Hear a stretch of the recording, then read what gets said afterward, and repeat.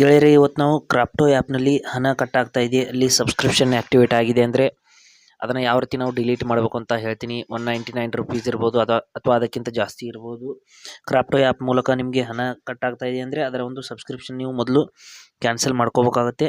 ಯಾವ ರೀತಿ ಅಂತ ಹೇಳ್ತೀನಿ ನೋಡಿ. ಮೊದಲು ಕ್ರಾಪ್ಟೋ ಆ್ಯಪ್ನ ಓಪನ್ ಮಾಡಿ ತೋರಿಸ್ತೀನಿ. ಅಲ್ಲಿ ನಾವು ನಮ್ಮ ಸಬ್ಸ್ಕ್ರಿಪ್ಷನ್ನ ಯಾವ ರೀತಿ ಕ್ಯಾನ್ಸಲ್ ಮಾಡ್ಕೋಬಹುದು ಅಂತ ನೋಡಿ. ಈ ರೀತಿ ಕ್ರಾಪ್ಟೋ ಆ್ಯಪ್ ಇದೆ, ಇದನ್ನು ಓಪನ್ ಮಾಡ್ಕೋತೀನಿ. ಮಾಡಿದ ನಂತರದಲ್ಲಿ ನಾನು ಆಲ್ರೆಡಿ ಸಬ್ಸ್ಕ್ರಿಪ್ಷನ್ನ ಆ್ಯಕ್ಟಿವೇಟ್ ಮಾಡ್ಕೊಂಡಿದ್ದೀನಿ.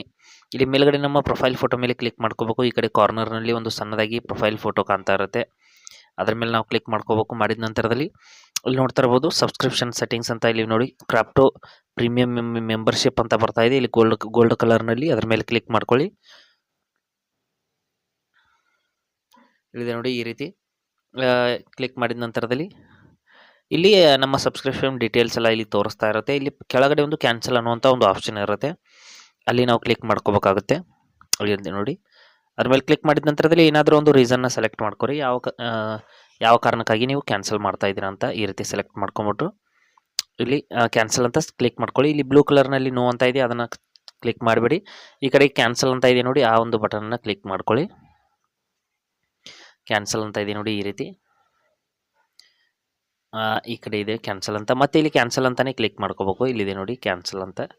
ಕ್ಲಿಕ್ ಮಾಡಿದ ನಂತರದಲ್ಲಿ ನೋಡಿ ನಮ್ಮ ಸಬ್ಸ್ಕ್ರಿಪ್ಷನ್ ಅನ್ನೋದು ಸಂಪೂರ್ಣವಾಗಿ ಕ್ಯಾನ್ಸಲ್ ಆಗಿದೆ.